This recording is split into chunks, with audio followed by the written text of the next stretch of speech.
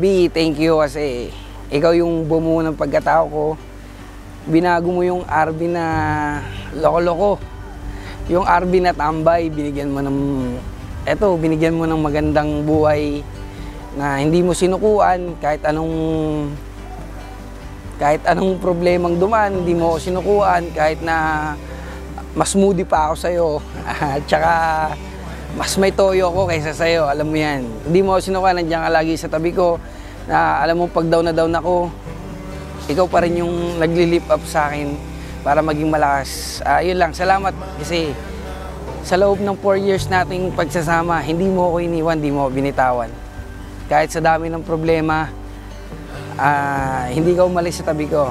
Yun lang. Love you.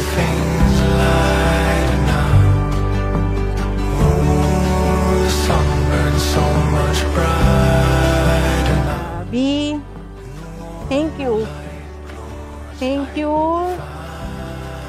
sa pagtanggap. Lalo na sa dalawang bata. Thank you at pinanindigan mo. Ayun, maraming salamat. Mahal na mahal kita.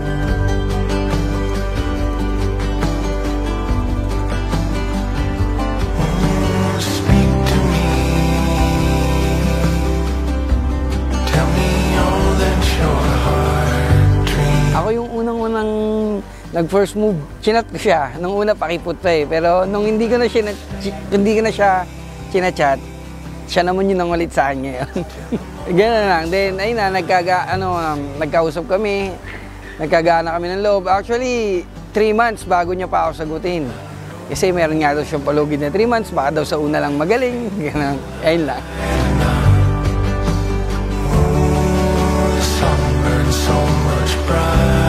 Nag-chat lang siya. Sabi lang niya na generous. Di ako, syempre,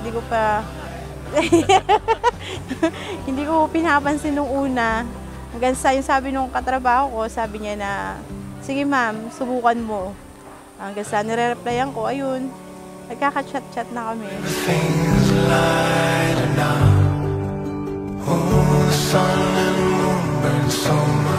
Mula nung nakilala ko siya hanggang ngayon, hindi nagbago kasi ganun at nag-upgrade siya dahil siya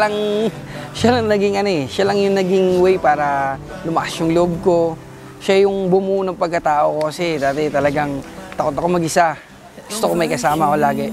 Pero nung nakilala ko siya na, lagi siya nasa likod na, kaya mo yan. Nandito lang ako pagka hindi mo na kaya. Pero pagka yung time na walang-wala na ako, nandiyan naman na talaga siya. Kaya ayun, hindi talaga nagbago. Kung ano siya nung una, mas lalo pa siyang nagiging mas good sa akin itong tumagal kami. You ought to know that you're the one that's on my mind. Falling too fast, deeply in love, finding the magic in the colors of you.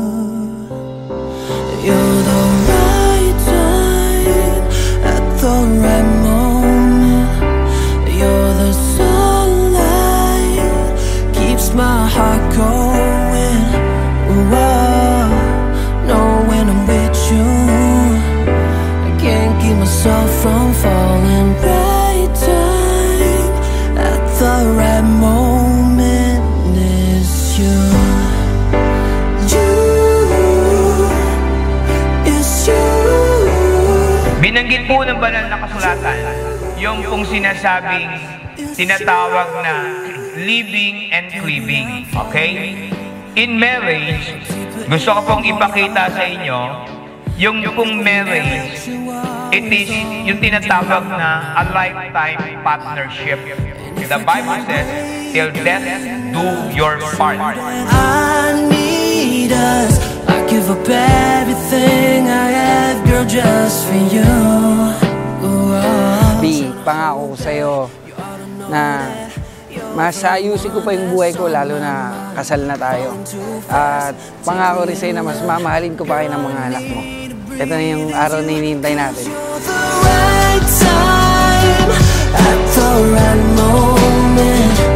You're the sunlight, keeps my heart going.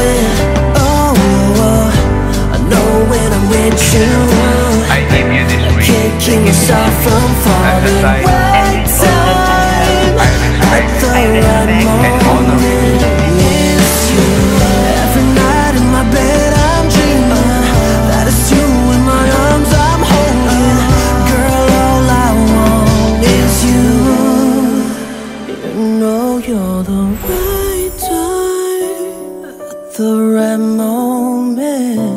You're the sunlight, keeps my heart going. It's you.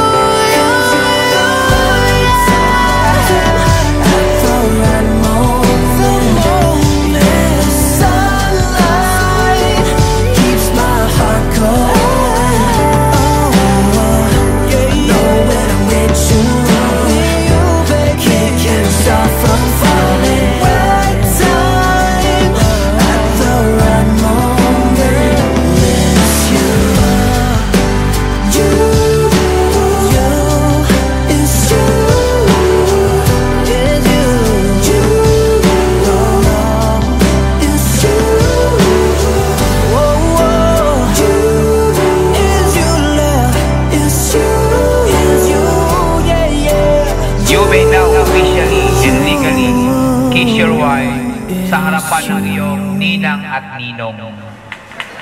Ayan.